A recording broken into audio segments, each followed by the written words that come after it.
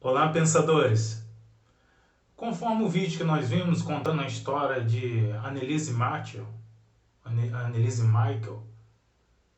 sobre a menina que deu a base para o filme O Exorcismo de Emily Rose, ficamos na dúvida se esta menina verdadeiramente sofria com esquizofrenia ou se realmente essa menina era possessa. Vamos para a vinheta e voltaremos com este assunto. Uma coisa é certa e devemos entender é o seguinte: para nós que não estávamos lá, é difícil darmos uma conclusão, um veredito perfeito em relação a isso daí. Se você analisar o áudio, você vai ver que tem aspectos ali que, dependendo de qual é a sua fé, se você é protestante ou católico, você vai ver que tem, de uma certa forma, uma influência da intelectualidade da menina sobre este assunto. Por quê? Porque eu não acredito que Satanás em si, os demônios que estavam ali,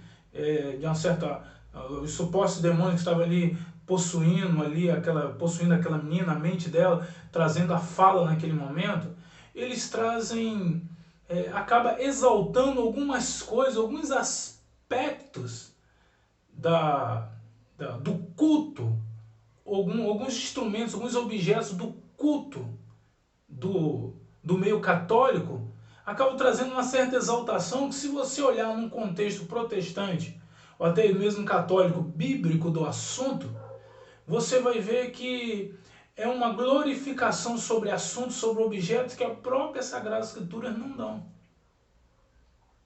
Aí que eu vejo, de uma certa forma, eu vejo que tem essa dificuldade de acreditar que esta menina estava em si somente por demônios. Também não vou tirar a hipótese de ela realmente estar atormentada por demônios. Mas se você estudar, olhar para a história dela, você vai ver que essa menina, ela tinha sim, de uma certa forma, dificuldades, problemas sim mentais. Ela tinha sim esse aspecto, uma certa neurose, uma certa preocupação exacerbada em relação a expiar os seus próprios pecados. Que é onde eu acredito que, dentro dessa fraqueza, essa manifestação de fraqueza, essa manifestação de preocupação exacerbada, foi onde os demônios em si acharam meios, maneiras de atormentar e ter aquilo dali como um certo tipo de alimento, possamos assim dizer, para que eles pudessem agir sobre a vida dela. Isso mostra que a opressão que ela vivia pela religião acabou, de uma certa forma, trazendo distúrbios emocionais que trouxeram consequências espirituais sobre a vida dela. Isso mostra o quanto a falsa religião pode conduzir as pessoas, até mesmo no sentido assim, físico, intelectual, possessões da própria religião sobre a vida da pessoa.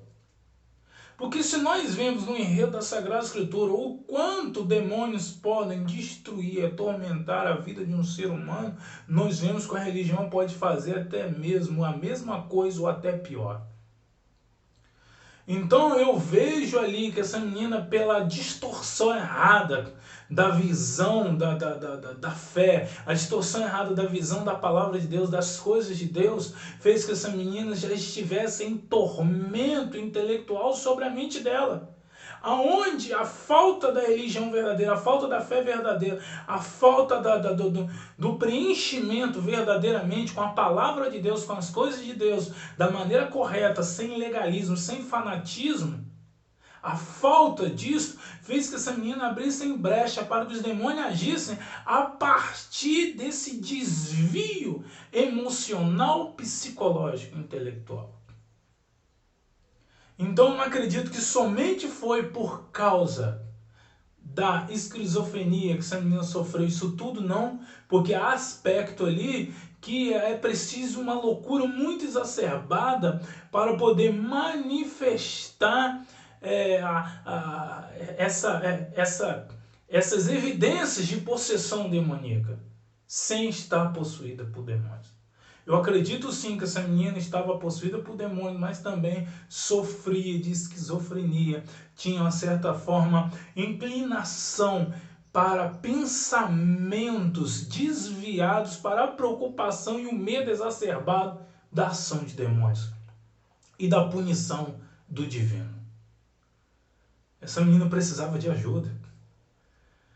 E dentro das sessões que ela sofria, dentro das sessões que ela sofreu, as sessões para libertação, esses exorcismos, aquelas sessões dos exorcismos que ela sofreu, ela achava que seria muito mais fácil para a vida dela, para se libertar e se proteger dos demônios, para enfraquecer os espíritos, que ela viesse a jejuar. Então com isso a menina ficou dias e dias sem comer, a ponto de ela terminar com o peso que ela terminou, a ponto de ela terminar desnutrida, a ponto de ela terminar desvaída, desidratada como ela terminou. E nós sabemos que certo tipo de alimentação isso pode trazer distúrbios intelectuais, distúrbios emocionais. Os hormônios que não recebem a alimentação na célula necessária acaba trazendo a falta de informações para o nosso corpo necessário que precisamos. E com isso essa menina sofria, não somente na mente, mas sofria também no espírito e sofria também com o seu corpo. Então o nível de debilidade que essa menina estava era muito grande. Então houve também uma negligência em permitir que essa menina, descontrolada do jeito que ela estava, atormentada do jeito que ela estava, decidir por si só que era melhor para a vida dela ficar sem se alimentar. Então houve negligência dos pais, houve negligência dos líderes religiosos que permitiram a moça estar definhando diante dos olhos deles. E eles permitiram que ela continuasse desta maneira, não arrumasse uma solução drástica, mesmo fora da vontade dela. Como eu disse, não é fácil dizer para nós que não estávamos lá. Mas de uma certa forma a mentalidade religiosa contribuiu para que esse posicionamento dela de achar que era melhor ficar dias e dias em jejuns, para poder enfraquecer o espírito. Se eles viram também dentro do ambiente, do contexto religioso deles, se eles viram que essa atitude dela era boa, era legal, eles também viram. Não estou falando contra o jejum, não estou falando contra aspectos religiosos que são importantes para a fé de cada um. Eu estou falando do exagero, eu estou falando daquilo que daquilo que eles deveriam fazer, do discernimento que eles deveriam ter para impedir essa menina de definhar fisicamente como ela estava definhando. Isto fala para nós a incapacidade do homem de corrigir situações físicos, intelectuais de outros seres humanos.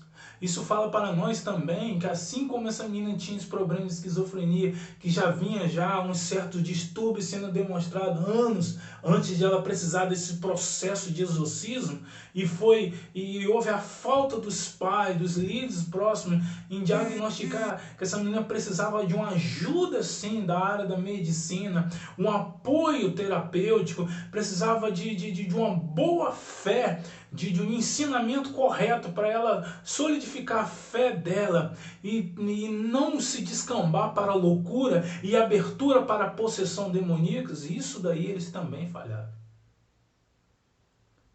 Isso mostra também que eles falharam também na incapacidade da cura para essa menina. Seja a cura que ela precisava fisicamente falando, intelectualmente falando, e da cura que ela precisava espiritualmente falando.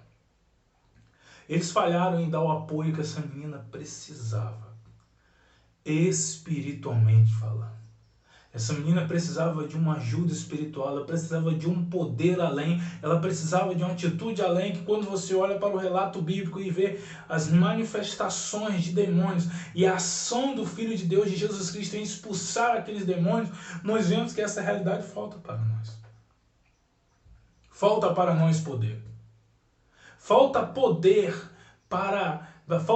na área da medicina para corrigir problemas esquizofrênicos. Eles não têm total assertividade em todas as manifestações de loucura. O que nós vemos são pacientes sendo dopados, É a incapacidade do homem, assim como faz uma cirurgia para remover um câncer, para remover um caroço. Há a incapacidade ainda da medicina de remover sequelas, problemas mentais com a maior facilidade como outra área da medicina. Há também uma falha de líderes religiosos de manifestar o poder que nós vemos presente na pessoa de Jesus Cristo, narrado na Sagrada Escritura, para libertar essas pessoas. Essa menina precisou de ajuda e não achou. Quantas pessoas estão em nosso meio, estão precisando de ajuda e não estão achando? Seja cientificamente falando, seja espiritualmente falando. Quantas são as pessoas que estão sofrendo, que estão definhando, que estão padecendo, que estão sendo atormentadas por falsas ideias, estão sendo atormentadas por falsas doutrinas, estão sendo atormentadas pelo medo, estão sendo atormentadas pela ideia de maneira descabidas para poder satisfazer a alma, para poder se ver livre de uma culpa. E assim nós não estamos conseguindo fazer nada para mudar. Independente se a pessoa é ateu ou se a pessoa crê em Deus ou qualquer outra coisa. A culpa, quando ronda a mente do ser humano, não é com duas conversas para tirar essa culpa. Será que tem algo além? Será que tem uma maneira de eu me ver livre da culpa? Será que tem uma maneira de eu... será que é uma maneira de nós nos vermos perdoados, curados, limpos, sentir a nossa alma liberta? Será que existe alguma coisa além, ou será que nossa vida só fica nessa, em viver uma vida de sofrimento, viver uma vida de angústia, em viver uma vida de opressões, possessões, seja de qualquer espírito que seja, o nosso próprio espírito, o espírito da cultura, o espírito da intelectualidade presente, o espírito da falta de solução e até mesmo o espírito malignos? Será que há como nós nos vermos livres de tudo isso? Porque essa menina sofreu tudo isso e não teve ninguém para ajudar. O que você tem feito? Qual a mudança de mente você tem adquirido para si, para poder, de uma certa forma, através dessa mudança de mente, mudar a vida de pessoas? É o que precisamos, e precisamos para já, pois as pessoas ainda estão sofrendo diante dos nossos olhos. Se inscreva no canal, deixa o seu joinha, compartilha esse vídeo, se esse vídeo trouxe uma abertura de mente, mudou a sua vida. Esteja conosco aí, pois nós teremos muito vídeo falando sobre assuntos relevantes para a mudança da nossa mente e a construção da nossa vida em sociedade individual. Um abraço.